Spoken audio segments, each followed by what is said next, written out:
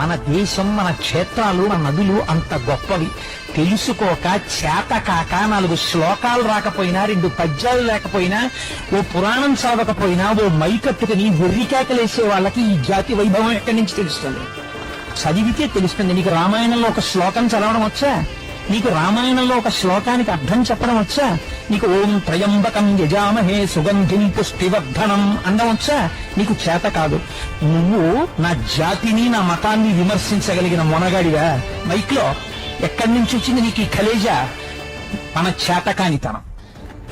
నిష్కారణంగా అబద్ధపు మాటలు పురాణాలు మాట్లాడరు, ఋషులు మాట్లాడరు, వాళ్ళకి అవసరం లేదు.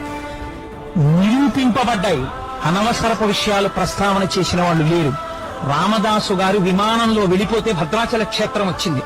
రమణ మహర్షి ఆత్మజ్యోతి కొన్ని వేల మంది చూస్తుండగా అరుణాచల శిఖరాల్లో కలిసిపోతే అరుణాచల వైభవం కనపడింది. కేంద్ర ఆర్థిక మంత్రి అంతటి వాడు ప్రదక్షిణం చేస్తున్నప్పుడు జ్యోతి రూపంగా కనపడితే స్థానువులు నిలబడిపోయాడు.